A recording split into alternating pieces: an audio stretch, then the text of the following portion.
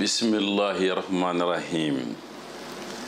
Maliennes et Maliens de l'intérieur et de la diaspora, mes chers compatriotes, il y a 28 ans, avec vous, je me suis engagé dans la lutte pour l'instauration de la démocratie et du multipartisme au Mali. En le faisant, j'ai renoncé au confort que m'offrait un cabinet d'avocats prospère.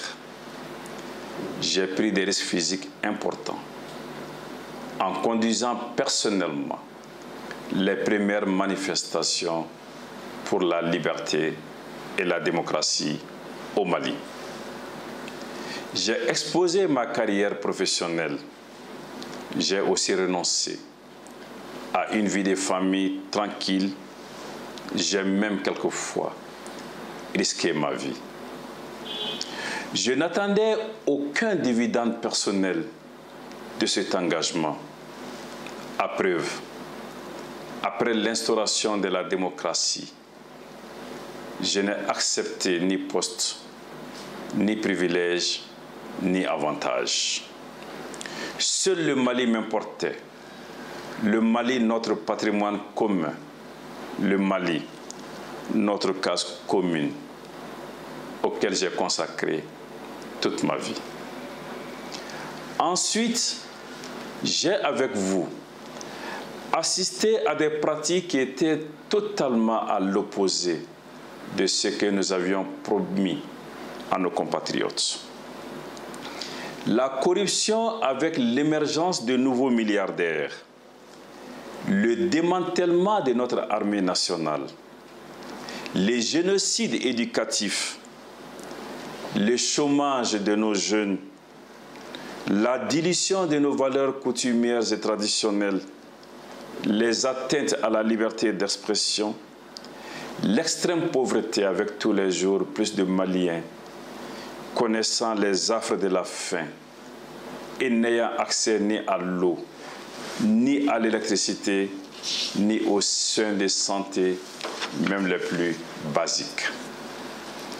Toujours pour l'amour du Mali, et encore au prix de lourds sacrifices, je me suis opposé à ces pratiques au Parlement, dans la rue, dans les médias et même devant les tribunaux.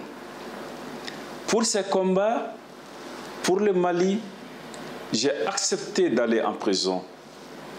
Mes biens ont été détruits et incendiés et mes amis discriminés et maltraités.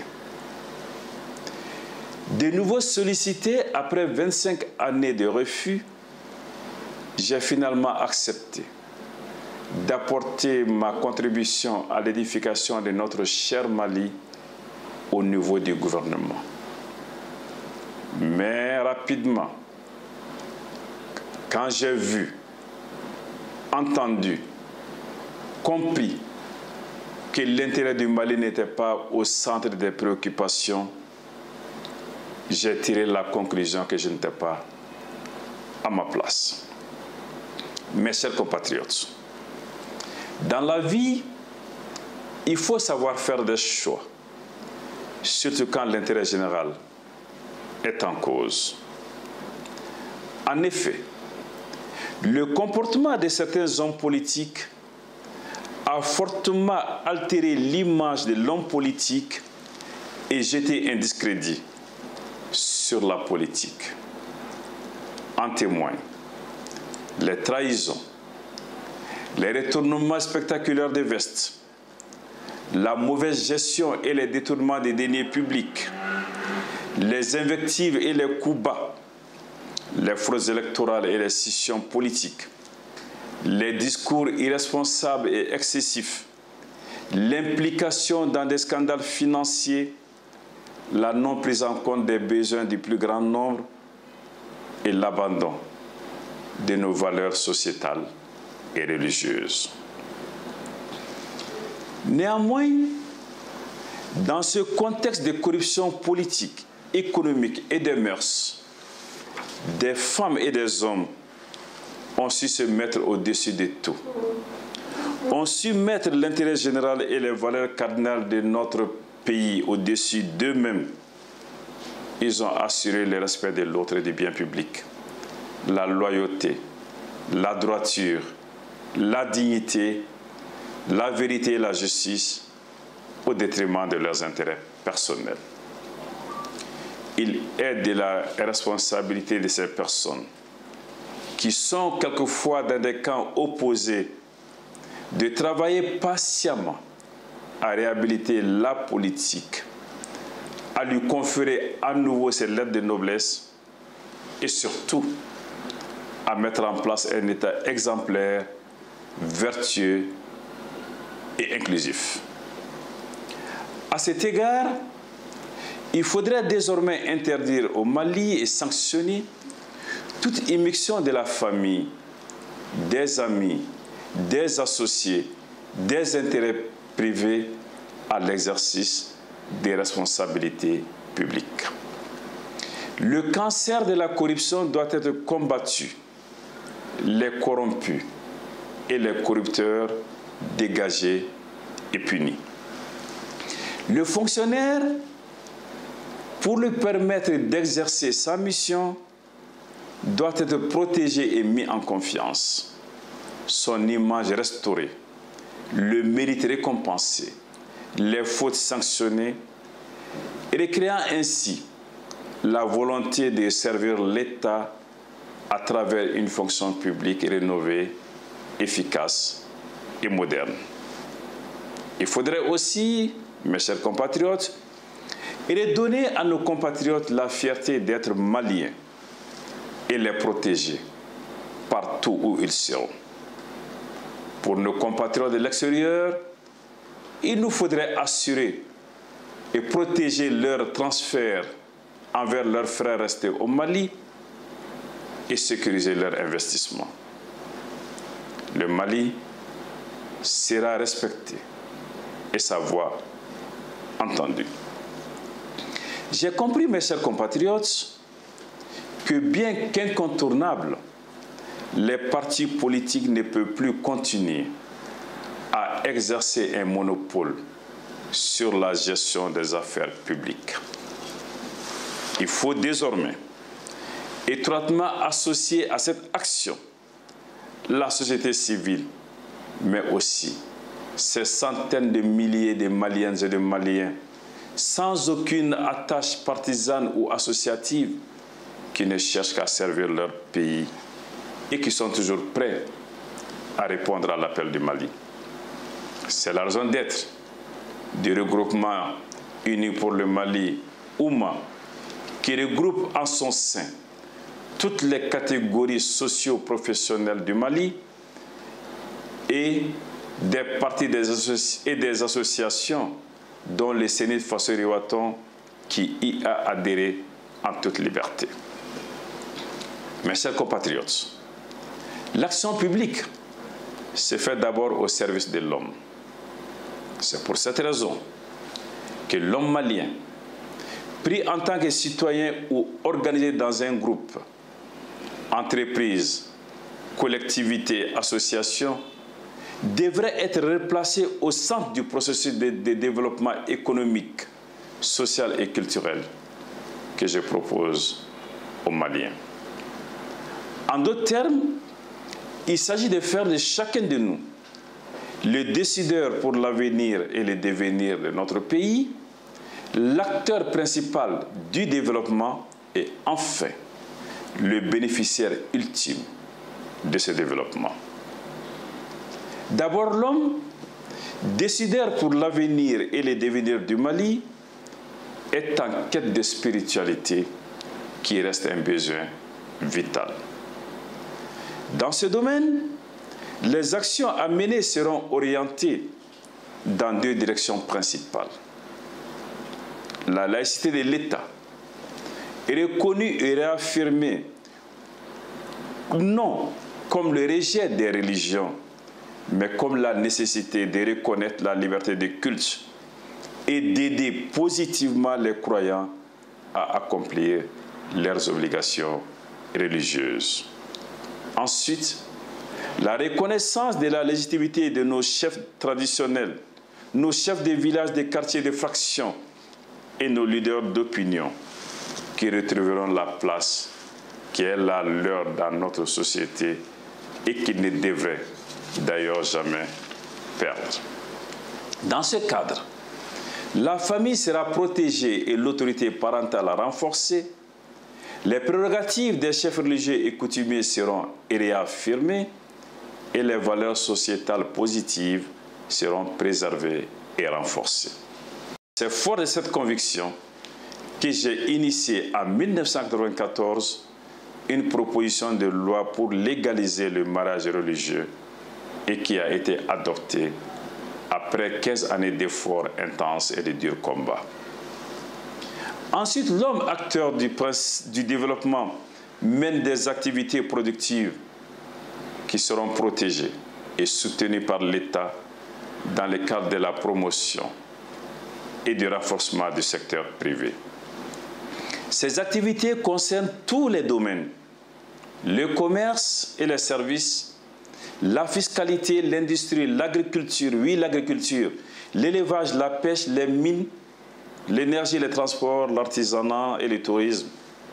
Toutes ces activités auront un principal but, favoriser la création d'emplois. Les défis économiques énoncés seront relevés en nous adossant au numérique, à la formation, aux énergies propres et renouvelables, dans le respect strict de l'environnement.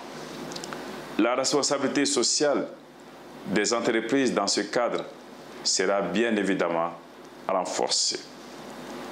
Enfin, et c'est le troisième point, l'homme en quête permanente de mieux-être sera le bénéficiaire ultime du développement. En effet, l'homme, le citoyen, toujours épris de justice, de liberté et de sécurité, qui lui seront assurés à l'intérieur et en dehors de nos frontières pour les Maliens de l'extérieur et de la diaspora. La sécurité d'une nation, mes chers compatriotes, ne se délègue pas. Elle s'assume. Nous l'assumerons. Et nous assurerons la sécurité des Maliennes et des Maliens partout où ils seront, par nos forces de défense et de sécurité, bien formées, bien équipées et bien motivées. Nos efforts tendront aussi vers une réconciliation sincère, totale, allant des événements vécus sous Fili Dabo Sissoko aux conflits actuels et à la satisfaction de la demande sociale. Pour la réconciliation, rien, absolument rien ne doit être occulté. Aucun tabou ne doit exister.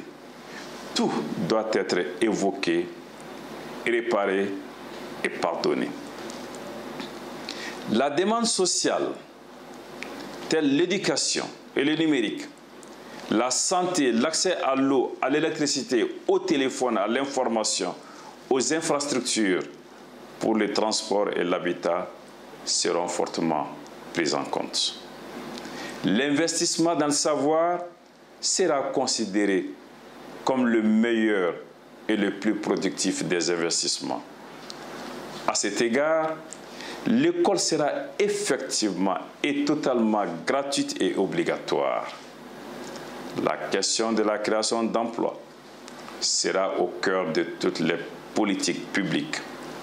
Car nous savons que l'emploi, c'est la dignité, c'est la sécurité pour tous, c'est un puissant facteur de production et de redistribution des richesses. Nos enfants, à l'âge adulte, cesseront ainsi d'être des fardeaux et seront autonomes. Des investissements concerneront toutes les couches, notamment les plus fragiles, les femmes, les enfants, les jeunes, les malades, les personnes âgées.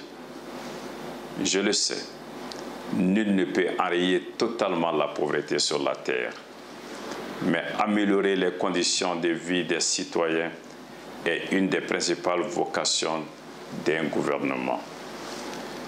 Cette tâche ne se mène pas dans l'urgence. elle se mène au quotidien et dans la durée. Mes chers compatriotes, l'extrême pauvreté est synonyme de faim, de maladie, de chômage, de délinquance, de corruption, d'exode, d'immigration. Pire, quelquefois, on y perd sa dignité et son dambé. Or, mes chers compatriotes, la pauvreté n'est pas notre destin.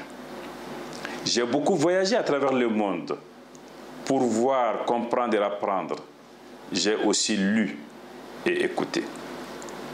Je sais que le Malien est entreprenant. Je sais que le Malien est endurant. J'ai vu des Maliens réussir en Afrique, en Amérique, en Asie, en Europe et même plus loin, en Australie. Pourquoi ne réussirait-il donc pas au Mali? Cela est possible et j'ai mis en gage avec vous. Et c'est cela. Le sens de ma candidature à l'élection présidentielle de juillet 2018 que je vous annonce ici en sollicitant vos bénédictions, vos conseils, accompagnement et soutien. Aussi, à celles et à ceux qui ont rêvé d'un Mali autre et qui ont connu des déceptions, à ceux et à celles qui n'ont pas encore franchi le pas qui sépare le rêve de l'action, à celles et à ceux qui n'avaient pas compris, je lance un appel solennel et réalisons ensemble notre rêve commun, un Mali où il fait bon vivre. Aucun homme, aucune femme, aucun parti politique, aucune structure de la société civile ne peut relever seuls les défis qui nous assaillent, qui nous interpellent. L'union dans la diversité est seule à même de nous permettre de faire face. Il nous faut gommer tous les conflits, en particulier ceux opposant les générations, en préparant la jeunesse dès maintenant à prendre ses responsabilités tout en l'impliquant le plus fortement possible, ici et maintenant. Il nous faut gommer les conflits entre les villes et les campagnes, les conflits liés au genre, où la complémentarité doit prévaloir.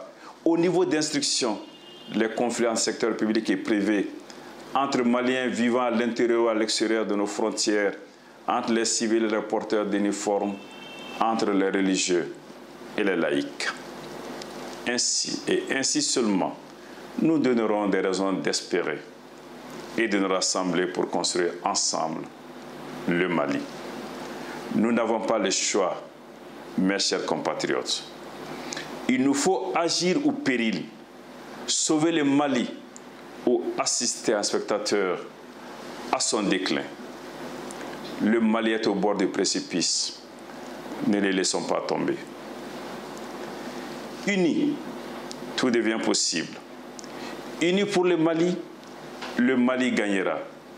Unissons-nous donc autour de notre chère patrie.